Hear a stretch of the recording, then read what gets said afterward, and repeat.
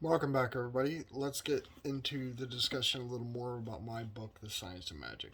These kind of things are a little bit difficult for me because I'm not used to putting a bunch of videos up of myself, so I guess I'm just going to get into it. Like I said, I do want to discuss and go over a few chapters, give you a basic generalized idea of what each chapter is about, and that will be certain things for certain videos, but I am going to name off the chapters that I'm going to be doing. Then I'm going to discuss a little bit more about what the science of magic actually is, or what magic actually is. Well, I mean, everybody has their own generalized idea of what magic is. You can't tell somebody what magic actually is. They have to experience it for themselves and in the way that they experience it. This is one of the important things. And I thought about that while writing this book. I'm not going to go tell people how to do rituals. I'm going to give them suggestions on exercises that they can do to tap further into themselves and to release the magic inside of themselves, to release the power, to release everything, to awaken abilities for whatever reason that you need it for. Um, this is how it's going to work because nobody can tell you how to do your own magic, and it's not a good idea to follow what other people say all the time about magic. It's good to listen to instructions, to take the instructions into advice, and then do it yourself. If I've done something 1,000 times or 10,000 times, then and I show a person how I do it, and then they can copy what I do at first in order to get the idea of how it works, but then they can go off on their own and bring themselves to an understanding on how to develop a better way for themselves to do it. So, because my way might not be everybody else's way. So some of the chapters on in the science of magic, not going to basic go, not going to really be going over all of them. I'm just going to name a few. So we have body dynamics, how the physical works with magical energies. Okay, that will be chapter 6. Chapter 8 is temporal relativity. And if you know me, I have an academia page on academia.edu. I have temporal relativity and a few other things posted up there. So the next chapter will be gravity, giving us aspects of how gravity will work within our magic and how our ionic fields flow, shift, and change throughout everything that we do in life. We can get into quantum entanglement, that basically explains how we connect with other people, with objects, with places, and with things, and how we can pull and attract things to ourselves. And this leads back to the gravity aspect of it.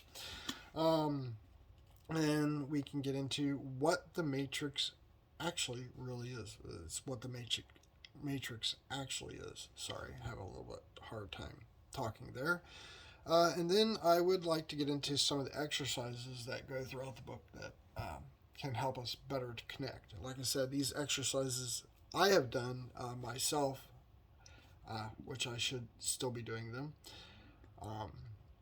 can help us bring whatever we want into manifestation. It gives us a greater connection to the world around us, which is an important thing. We can't keep ourselves separate from the world, but we can keep the world separate from us. If you understand what I mean by that, things go a little bit better. In other words, we don't have to believe everything we see, but we do have to interact with it, with things in this world. So this is basically what the science of magic actually is. Breaking down from gravity, how our ionic fields shift and change. How we feel about something changes the ionic field of that thing. And that decides on whether it's going to attract to us or not, or pull to us, or go away from us. It's like if you taught money was evil, then money's going to go away from you because you feel it's evil. Oh, yeah, but how does this work? This is gravity, right? Well, gravitational flow is, science-wise, positive attracts negative, or negative attracts positive. North attracts south, south attracts north. And this is how we see it within the field of energy. A black hole pulls in all light around us because you are of a positive charge. And when you walk on the earth, and this is where it's going to get a little bit tricky about gravity, is when you're walking on the earth in your positive field, everything that's touching the earth or around you, a building, a structure, a bed, a glass, a computer, all of the fields are positive, right? Okay, so then we get into the aspects of the apple fell from the tree. The apple fell from the tree because of, the basic Isaac Newton understanding of gravity is mass plus weight equals an object being directed to the center of the heaviest thing, of the biggest thing around, which is not really right, but yeah. Anyways, where it gets a little bit tricky is, say I want to lift something off the ground. It has a positive field. I have a positive field. It should go away from me. Wrong, because as I reach to lift it up, then my field of energy changes as it touches the object to a negative field, and it allows me to lift it up. It's negative to negative, which, again, in metaphysics is completely different. Things change. You can't do negative to negative, positive to positive within metaphysics. It's a different understanding of a gravitational flow. Superman flew because he was lighter on the earth, because his field of energy was more negative than positive. This is science. This is physical science. This is how they want us to believe things and how they want us to think things. So we get into it to where we are struggling, and everything around us is negative. So what happens? We're thinking like a positive is going to come to us, and it doesn't. Things just get worse and worse and worse. And then we change our aspects and we look towards the metaphysical definition of attraction would be like things attracting like things. And this is like the law of attraction thing, yeah, but it's true. It actually works. If you focus and think on things, then they happen because you're pulling those into your field of energy.